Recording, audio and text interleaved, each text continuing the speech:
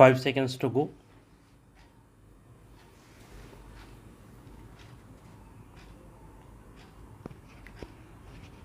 Start. After conclusion of the prosecution evidence, further statements of the accused under section 313 CRPC were recorded. The accused denied the allegations against them. The accused examined DW1 in their defense. On appreciation of evidence, the learned trial court convicted A1 appellant herein. The judgment and order of conviction and sentence passed by the learned trial court has been confirmed by the High Court by the impugned judgment and order. Hence, the present appeal at the instance of the appellant. The learned counsel has appeared on behalf of the appellant accused, and the learned counsel has appeared on behalf of the state.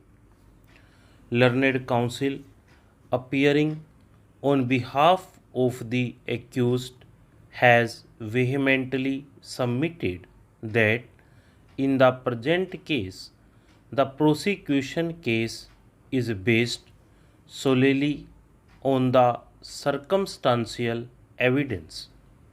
It is submitted that it is settled law that before convicting an accused, each link in the chain ought to be established such that it leads to the irresistible conclusion of guilt of the accused. It is submitted that in the present case, the prosecution has not established that the death of the deceased was homicidal. It is submitted that, as such, the doctor who performed the post mortem was not able to give any definite opinion as to the cause of the death. It is submitted that in the present case, both learned trial court as well as the High Court has convicted the accused based on the confessional statement, judicial confession. It is submitted that as per the settled proposition of law, extrajudicial confession is weak evidence. It is submitted that recovery pursuant to the confession of accused does not establish anything beyond possession of stolen goods, and it does not implicate accused of committing murder.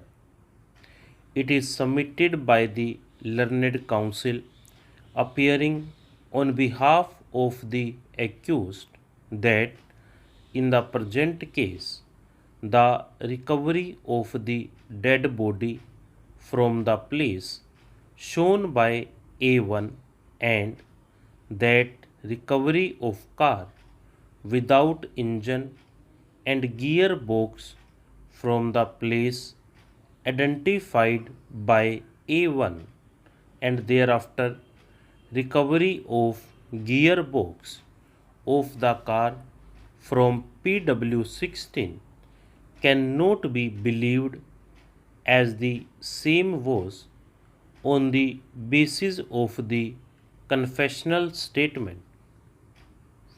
It is submitted that therefore the circumstances set out by the High Court do not support the prosecution case. The recovery of the dead body from the place in which he disclosed the place of burial. It is further submitted that when PW22 received the extrajudicial confession which he handed over to the police on 30th December 2007, in that letter, place of burial of the dead body was mentioned. It is submitted that the place of burial was disclosed on 29th December 2007 itself. It is submitted that the police arrested A1 at the instance of PW22. It is submitted that, as such, the alleged extrajudicial confession letter addressed to PW22 received is not believable at all, and as such, the courts below has not believed the same. It is submitted that the said letter has been rejected by the High Court. It is submitted that, therefore, the entire investigation can be said to be tainted and cannot be relied upon. It is vehemently submitted that the place of burial was not discovered from A1's confessional statement, but it was discovered already from A2's confession and extrajudicial confession. It is submitted that, therefore, the appellant accused could not have been convicted on the basis of recovery of the dead body on the alleged disclosure made by the A1. Now, so far as the recovery of the car without engine and gearbox recovered from the place identified by A1 is concerned, it is submitted that for the aforesaid, the High Court has relied upon PW16 evidence. It is submitted that, however, the learned trial court rejected the PW16 evidence and suspected the recovery of MO1, MO2 and MO3, that is, the car, engine and gearbox respectively. It is submitted that while accepting PW16 evidence, the High Court has failed to consider and discuss the evidence recorded by the learned trial court.